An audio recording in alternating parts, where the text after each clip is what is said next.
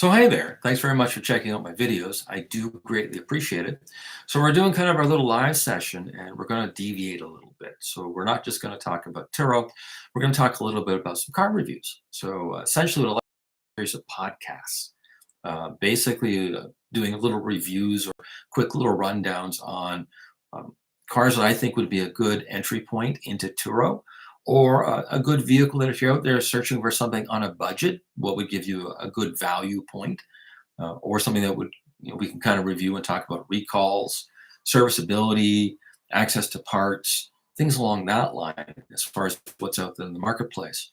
And they're a little different than your standard get in the car and go for a drive. This is going to be kind of a frank discussion from kind of my point of view as a service advisor and working in the shop for a few years as far as what I've seen and how that kind of plays out on the cars as far as that's concerned. And I thought I'd go back to kind of my experience, which is Mitsubishi. So I'm very knowledgeable on the product line because I worked for years for that particular company. And I'm kind of a fan. I like Mitsubishi cars. I think they're undervalued in the Canadian market. I don't think they're the first thing you think of. They're not the ones right out of the gate. You always think Honda, Toyota. You always go, okay, well, those are the Japanese cars, right? So but the Mitsubishi is a Japanese product. So it's one of those things that a lot of people go, oh, forgot all about it. And if you look at some of their product line, they're not as diverse as a Honda or a Toyota product. They don't offer every single segment. But what they do make and kind of what you can pick and choose within their lineup, especially if you go back 10 years, is a very, very reliable car that may or may not meet all your needs, because again, they don't have the full range that they would have with a big mainstay brand. Mitsubishi is a little smaller in Canada. So they don't have the van here. They don't have a few of the cars. They don't have, it's really a selective kind of pick as far as what's in the Canadian marketplace. But I thought we'd go over the RVR, and the RVR is one of my personal favorites. And I have been in the market looking for an RVR for a while. It's one of those things where I've been trying to find a very particular RVR. So I want something that will qualify for Turo, because I am a Turo host here in Atwood, Ontario. And I have an Outlander. It'd be really nice if I could hunt down a 2014 Mitsubishi RVR, because I like the style, in a GT model. And I was looking for one in blue. And I want one with leather interior and the Rockford Fosgate audio package. And I want something with the original alloy wheels. I want something that's got some service records with it, especially around the CVT transmission. So it's one of those things, it's not that they're hard to come across, it's because I'm being a little fussy as far as that's concerned. So it's one of those things where I want to know the history of it. I'd like to, in an ideal world, get it into the blue, because I think that color looks really nice on that particular vehicle. And the other one that I'm looking for is the leather and the Rockford Fosgate. So I'm looking for something trimmed up at a higher level, which is kind of opposite what you'd be looking for Turo. So most Turo hosts would be looking for that SC or the entry level, because leather and roof and Rockford Fosgate and the lane mitigation that's attached to that particular trim line doesn't add any value as far as a daily rental is concerned. But it's one of those things where I like the vehicle, and in the event that Turo doesn't work out, or you get moved off the platform for no reason, it can happen. It's a vehicle I could live with and say, okay, well, I can either resell it or I can enjoy it for a little while, as far as that's concerned. And I like working on it. I've worked on RVRs in the past. They're fairly logical to work on, pretty straightforward from that standpoint. So let's talk a little bit about it. So we've got some notes for my little chat GTP. So again, we're playing in the background, kind of a walk around. We're recycling or repurposing some older footage. So if you're going to go buy an RVR, a couple things you need to watch for. Corrosion. So very much like any import out there today, you're going to want to, especially in Southern Ontario, you're going to want to get it up in the air. In particularly with Mitsubishi, you want to check the subframe for corrosion. So the subframe is what holds the front suspension together. It's also kind of the cradle that keeps the engine in place. So if it becomes problematic and starts to rust substantially, it can cause some issues, usually associated with safety. Usually they're going to be in higher kilometers, so well over 200K, but it's one of those things, if they were out of like Goderich, Ontario, or they were in the GTA where they're throwing road brine down like all the time over winter, it can kick up. And if they never oiled the vehicle or had it into the shop for an inspection, there is a recall out there for Mitsubishi dealers to spray a little oil within the subframe at the front to kind of mitigate that, to keep you from having corrosion on it. It's one of those things where it's an easy check. You can crawl under the vehicle if you want to. Take a little hammer or something solid, just tap a couple places, make sure all the seams are good, make sure that the welds are decent. If you can't do that, before you buy the RVR, and this would be for any vehicle, run it to a small independent garage, or what I like to do is I'll run it to a quick loop center, like if it's not within my region, and just go to the front desk and say, hey guys, I'm looking at buying this car. Can you throw it over the pit, or can you put it up in the air and just give me a run through on brake lines? Give me an idea if the undercarriage is really bad. Look at on the Mitsubishi, they have a plastic cover for the sill. So in other words, you're going to want to peel that back a little bit and look, because you can see a fair bit of rust will actually form behind the plastics. So you want to look into that as well. Again, front cross member is big. Lower control arms can be an issue as well. So it's one of those things where they're known to be problematic based on wear and tear. They're usually pretty easy to tell if they're faulty. The other one is on the tailgate. So the tailgate, where you see where the license is and where the little lamps are, it seems to be that at some point during the manufacturing of the vehicle, there are two pieces.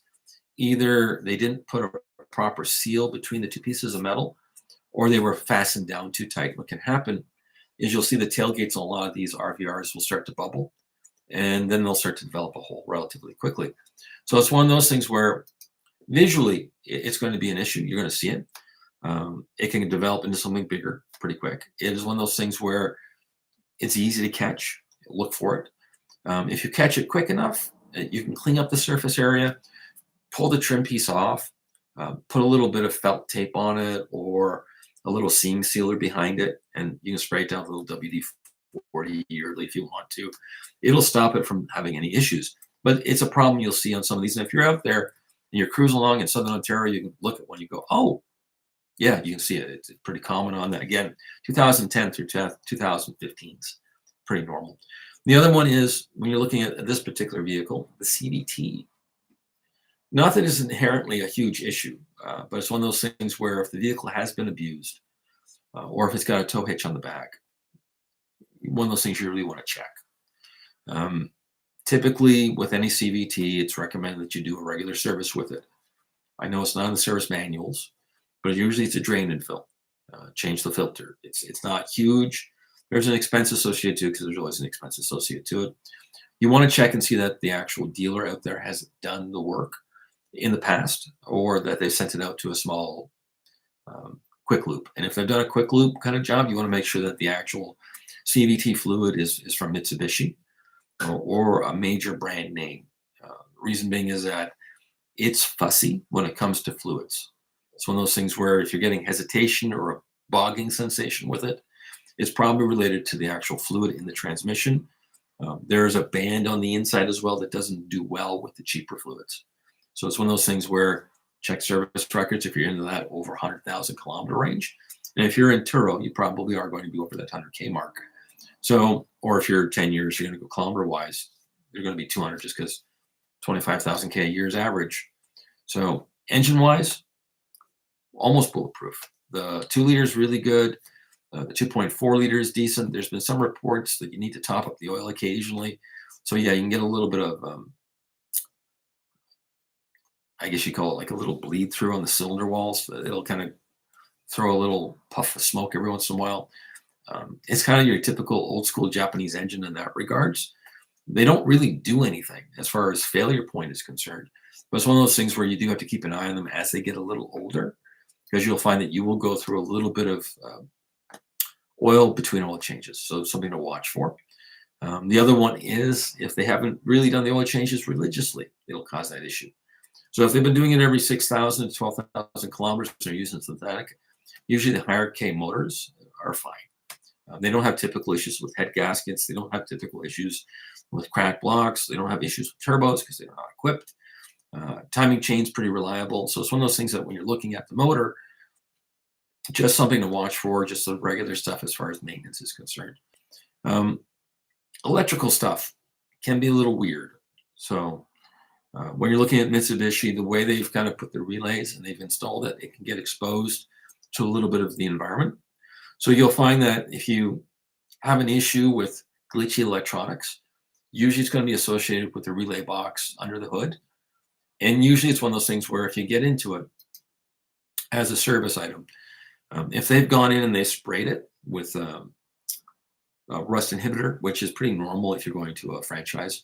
Sometimes the rust inhibitor, it's like a yellow wax, will cause some issues with the actual connections. They just need to get cleaned. Like it's one of those things that it can be pretty common. The other one is that it will kick up a little bit in there humidity-wise. And if you're in an environment like Vancouver or someplace where there's a higher level of humidity to it, you'll find that you'll have some issues with relays. Typically, if you get in there and you give it a little WD-40 and spray everything down, clean it up, usually it resolves the issue, but there are some notes out there, and they're on the forums as well as just being a common problem. So again, it's no more than any other vehicle, but it's one of those things that you look at, you kind of go, okay, something to review. Let's see. What else do we got here? So electrical relays. I'm going through like a little checklist. Okay, so the cooling fan is another one. So I've had to replace them a couple times. So the cooling fan at the front of the engine in Southern Ontario, or if you're going further north, actually is a bigger problem. I find that it can get a buildup sometimes of gook, just road debris, if you've left the cover underneath the engine off. And it seems to be pretty common, at least here, for quick loop centers, or we've got these big snow boulders up north where you're driving along and you get that buildup in the wheel well on someone else's vehicle, like a big SUV. It falls off. You're driving along. Bob's your uncle. You hit one. It usually smokes that little plastic cover and it's gone. Right. So it seems to be pretty normal up here for that to be missing. If that happens, it kicks up debris. And because the fan is pulling, you're getting air moving along in there. You'll find that it'll cause issues with the fan itself. And it's not that it's a terribly expensive piece. It's just one of those things that it's annoying. You can usually find it as a secondhand piece through a salvage yard. Like it's pretty common. It's not an unusual piece to come across. If I remember correctly, if you keep the actual plastic housing, I think you can mount in the Lancer fan as well. So I think it's one of those universal parts. The mounting area or how it's mounted to the rad changes a little bit, but they're not hard to do. They are pretty straightforward from that standpoint, but it's one of those things where they're a known problem. Usually if you had the vehicle for 10 years, you've probably replaced it once. Wiper motors are another one that can be problematic, and they're problematic because of the way in which the front cowl is.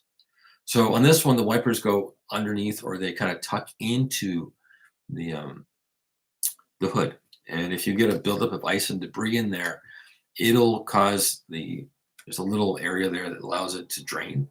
It'll block up and then you'll get water dripping into the air intake, which is for the ventilation system. When it gets into there, what'll happen is it'll build up some humidity and the wiper arms within, and the gearing gets rusted and corroded. As it gets rusted and corroded, it becomes harder to work. So that little electric motor that's making it move has to work harder. When it works harder, it wears out quicker. The bushings go on the ends of them as well. So that can be annoying because they're actually hard to come across as a secondary source. So they're usually like a Mitsubishi exclusive only part. Now, I've had some success with pulling them apart, lubricating them, getting them before the motor goes.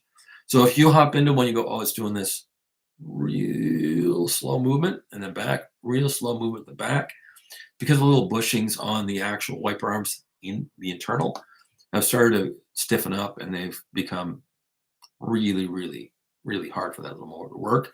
If you can get in there early and lubricate them and clean them up, usually you can mitigate the problem. But it's one of those things where you need to watch for that. And it's kind of every vehicle has kind of a known fault. That's kind of one of the little known faults with it. Rear wiper, you have to be really careful with it. If you're going to replace the rear wiper and you go to actually pull on it, the casting in it, as far as the shaft that comes out, is a little porous on all of them. It's not that it's overly weak, but if you reef on it, you're going to break the actual piece off, which means you can't replace that component. You can replace the whole motor. It's not that it's horribly expensive. Uh, like it's kind of competitive in what it is. But if you're going to replace the rear wiper, you're going to replace the actual wiper arm itself, which is pretty common. A couple of days before you do that, go out with a little penetrating oil. Jiggle loop works really well. Spray the whole thing down really well. Let it sit in the sun for a bit, just to loosen that up. So when you go to pull it off, you're not reefing on it.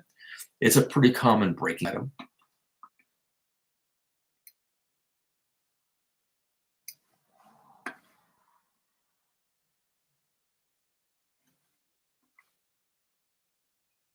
Okay, so that's our little list there. And that's kind of going off top of mine. Oh, the other one, seatbelt and airbags. So they weren't really part of the huge airbag recalls, but I think in the 2010, 2011 models, I think they may have had Takata in there and they didn't have the updates. So if you're looking on Mitsubishi and doing the recall checks, if you're doing Turo, you might find that there's an old recall for the airbag system that may never have been taken care of because the parts are almost unattainable. So it's one of those things where I don't think it's going to apply because you have to be 2014 now or 2013 and above to qualify in 2005 to be on Turo. But if you're out there as a consumer, you're going to go, well, does it mean the airbag works? Probably not. It's weird because sometimes the indicator doesn't come on. So the little indicator tell you the airbag isn't functional, it doesn't fault. So it's one of those things where check the recall campaign on it. Seat belts are another one. I think on the earlier models, the ratchet to retrieve, remember correctly, and I'm going from like years ago, they can bind up a little bit. So it's one of those things where usually it's related to dirt. If you get there with a little compressed air, usually you can clean them up pretty good. But that kind of gives you a little idea. So would I go with an RVR? Of course I would. I've been looking for one. Again, I haven't been able to find something in the price point that I find agreeable. It's weird because I'll look at an RVR, like again, the trim line that I'm looking for. And because for whatever reason, on the aftermarket, like on the end of sale, I can get into an Outlander of the same year for very close, like $800 or $1,000 more, get you into a 7-passenger V6, right, on the used car market. So for me, that's why I went with the Outlander because I looked at the value, went get a third row, a little nicer. It's got a gear transmission instead of the CVT. So that's where the issue is. So when I see the pricing on them, when I'm comparing to other Mitsubishi products, a lot of times a dealer will think they're a premium value that they should be getting Honda money or Toyota money for them. And they'll sit in the marketplace for a long time if you're looking to get the same type of money you get for a CRV. They just don't fetch that. It's one of those things where they're usually a nice GT. You're between that 6 and 12 range, depending on kilometers and history. The RVR, in particularly for whatever reason, I say about half of them have some sort of accident repair attached to them. Mitsubishis are kind of like that. It's one of those things when you look at even the plain Jane Lancers, you have to run Carfax on them because they seem to historically have, for whatever reason, I've always looked at them, they've always had a small fender bender attached to them. And because when you're looking at a headlamp or you're looking at the polyurethane side fenders and the polyurethane front bumper, if they get tapped a little bit, they break relatively easily because they're not metal. And because of that, the claim can be well over $3,000 to do what would look like a fairly minor repair. So if it's had front end collision or it's had a bump, it can get past that $3,000 mark real quick, which is one of those things where you kind of go, okay, it'll end up as being on a car proof or a Carfax report. Doesn't mean it's a horrible vehicle from that standpoint. No, because those are usually bolt-on, bolt-off parts, but it's one of those things where you'd want to look. Rear, I've had a couple of them where I'm looking at them and you kind of go, okay, they've had some pretty major rear end damages. So it's one of those things where, for whatever reason, this brand, whenever you go looking for it, seems to be a hot point for fender benders. So just be aware of that. It's one of those things. I think it's the same thing if you look at Honda. I think Honda has a historically high level of folks that bang into things. And because most of the components are proprietary, and because a headlamp is expensive and front bumper is expensive, and there really isn't a lot of secondary sources for it, especially if you're doing insurance claims. Like an insurance company will not say, let's go use a salvage yard part. They're going to want an OEM piece for ease of installation. They look at it from a standpoint of the labor to make something work that's used could offset the cost of buying a new piece and just having it painted. It doesn't make a lot of sense. So it's one of those things where um, it can get expensive quick on the repair end of it. And if you look at it, the RVR, in particularly, especially on the 2015s and kind of below, if you're into a GT or into the midline model, they get a lot of little chrome bits, like around the grill, around the fog lamp, kind of dress it up and to make it look pretty. Those little pieces are proprietary, and they get, once you kind of put the bumper together, these little bits and pieces. If you're not pulling it off the old part, it can get surprisingly expensive. So that's one of those things to watch for. But beyond that, these have been great little cars. I think they're undervalued in the marketplace compared to the other Japanese manufacturers. So just be aware of that. Some of them are made in the States. So you got to check the little VIN plate at the bottom. And you'll see where there's a little stamping, where there's a little Canadian maple leaf and country of origin. It'll say where it was produced. And it's usually on the driver's side. And it's going to be a little silver plate. And it all depends on the trim line. So it's one of those things where Mitsubishi just drew them from the world. So the other one that's very much like that is their little car. What is that called? The Mirage is very much like that as well. They can be from all over the place. So again, I hope this helps you out a little bit. This is just a frank discussion. We're going to go through kind of my top 5 or my choices that I would choose for Turo. And again, I'm trying to make these into podcasts. So I hope you enjoy it. Have a pleasant and enjoyable day.